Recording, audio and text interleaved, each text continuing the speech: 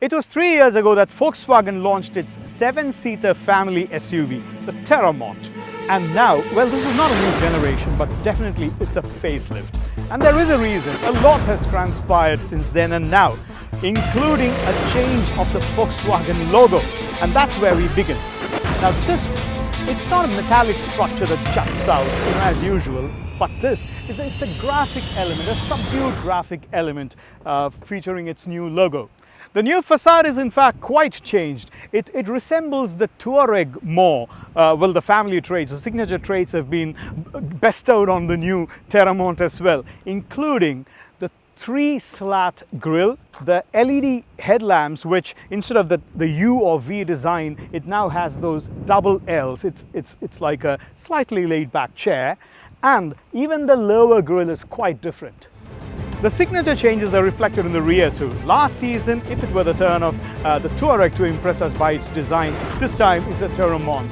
Now this, of course, the family trait, the signature lights, and these look impressive, and that's exactly their purpose, because these are fake exhausts, but definitely impressive. And of course, the badging, these reflectors, and the logo definitely are new.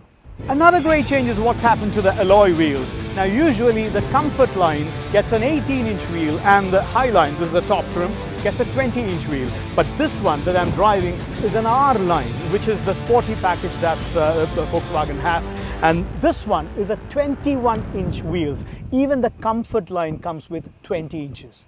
Despite the wheels, the drive pretty much remains the same, because in here is the old 3.6-litre V6 engine, the trusted 280 horsepower, 360 Newton-meter power engine.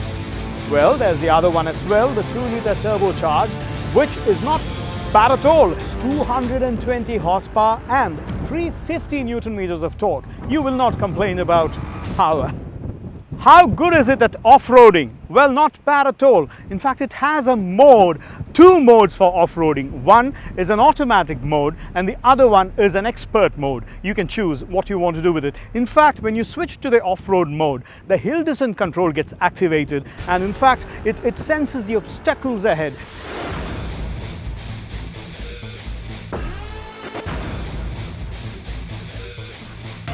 Well, it does have the minor irritants that automatic nanny coddling brings with it, but overall it adjusts the speed and braking and all that, adjusting the traction, so you'll be thankful that you have it. Well, the Teramont was not exactly known for its fuel economy, but then on a long drive I got more than 9 kilometers per litre, and overall definitely over 7.5.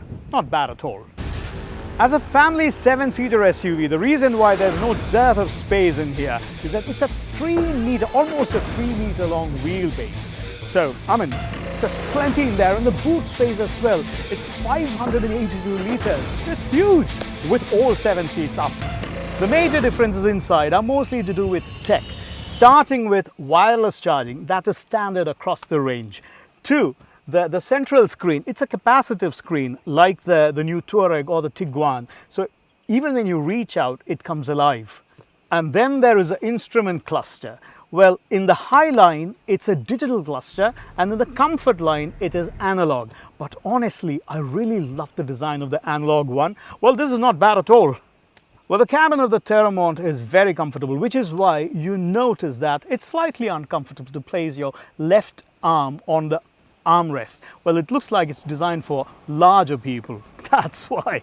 And the materials too are pretty well chosen. Well, it's not a Touareg, but this leather, especially in the HIGHLINE, it's very premium. Well, in the CONFORTLINE, the inserts that look like wood are pretty, I mean, it's glossy and looks good, but I'm not a fan of things that look like wood or carbon fiber.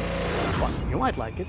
And hey, there's a Fender music system, so you can take the Teramont out for a family party.